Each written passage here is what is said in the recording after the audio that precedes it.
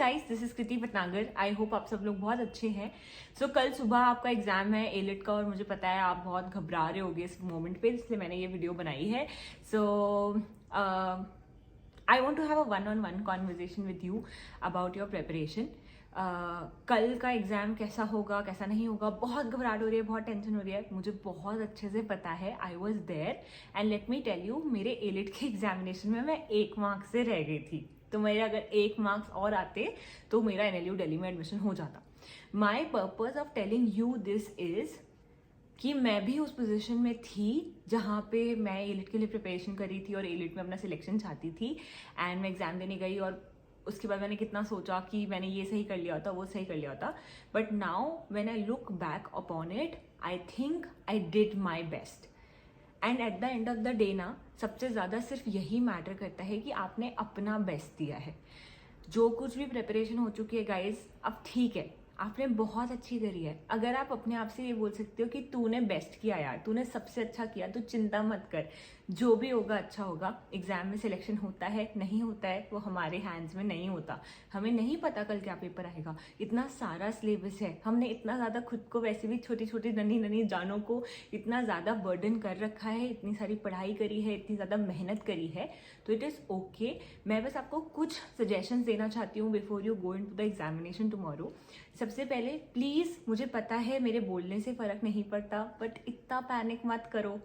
मतलब ठीक है, मुझे पता है बहुत पैनिक होता है और मेरे बोलने से वो चीज़ चेंज नहीं हो जाएगी, पर आप खुद सोचो, देखो अगर आप पैनिक करोगे तो आपका सिलेक्शन ज़्यादा हो जाता है क्या? चांसेस बढ़ जाते हैं क्या? नहीं, बल्कि चांसेस कम होने के चांसेस हो जाते हैं। क्यों?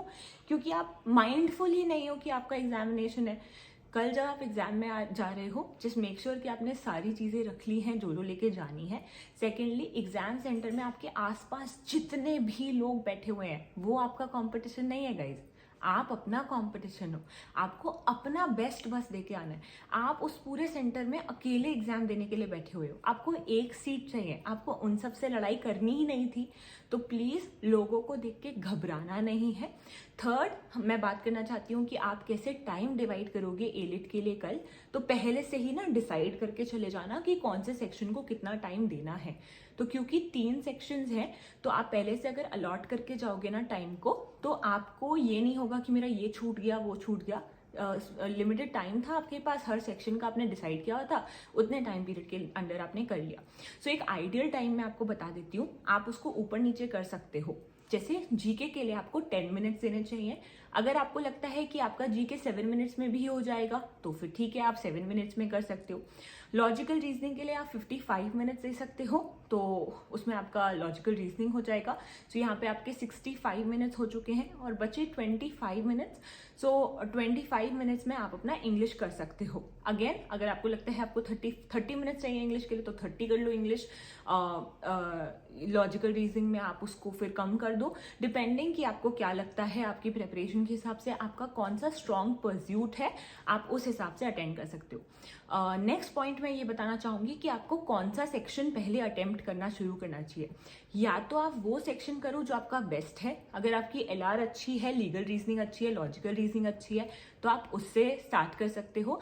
सेकेंड ऑप्शन ये है कि आप जीके से शुरू करो, क्योंकि जब हम जीके से शुरू करते हैं तो हम 7 to 10 मिनट्स में ही आधा, मतलब काफी सारा पेपर कर लेते हैं, मतलब क्वेश्चंस अटेम्प्ट कर लेते हैं। तो हमें एक सेंस ऑफ फीलिंग आती है कि यार चलो मेरा टाइम पे हो रहा है सब कुछ, मैंने 5 मिनट के अंदर 10 मिनट के अंदर इतने पर्टिकुलर क्वेश्चंस अटेम्प्ट कर लिए, चलो अब सिर्फ 2 सेक्शंस बचे हुए हैं and I still have 80 minutes to go for it.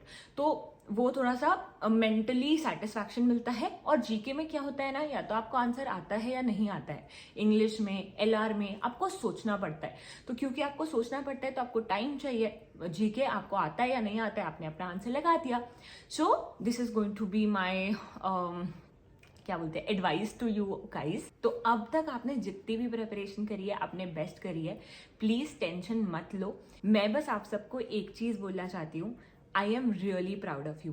No matter if someone says this to you और नॉट। आपको लगता है आपकी फैमिली आपको कभी नहीं बोलती, आप खुद को कभी नहीं बोल पाते, आपको लगता है आप अपना 100% नहीं देते हो, आप अपना 100% देते हो गाइज। आप अपनी तरफ से बेस्ट करते हो, कोई बात नहीं, इतना परेशान होने की जरूरत नहीं है। एक एग्जाम है, लाइफ में तो बहुत सारे आते ही रहेंगे, हम हर एग्जाम को अच्छे से लिख के आएंगे, हमारी तरफ से तैयारी इंपॉर्टेंट है ना। So guys, all the best for tomorrow, best of luck for tomorrow. जो आपने पढ़ा हो एग्जाम में वही आए और आपकी अच्छी रैंक आए, और नहीं भी आए तो वो भी आपके लिए बेस्ट है। कभी कभी हमें नहीं पता होता कि हमारे लिए बेस्ट क्या होता है। तो अब काम योर सेल्फ डाउन, थोड़ा सा कुछ अच्छा गाने वगैरह सुन लो, घर वालों से बातें कर लो।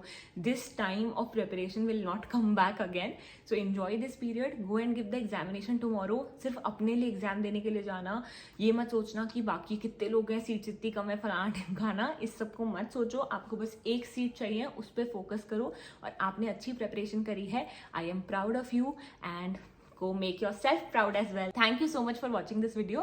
और अगर आप में से कोई भी क्लैट 2024 के लिए प्रिपरेशन कर रहा है तो आप अनअकैडमी ज्वाइन कर सकते हैं। मैं उस पर लीगल रीजनिंग की क्लासेस लेती हूँ, पढ़ाती हूँ, और क्रिटिकल रीजनिंग पढ़ाती हूँ। आप कृति भी कोड यूज कर सकते हैं उनके कोर्सेज में 10% अवेल करने के लिए। Thank you so much guys, and I will see you another day. Take care, best of luck for tomorrow. सब बहुत अच्छा होगा। चलो अब सो जाओ।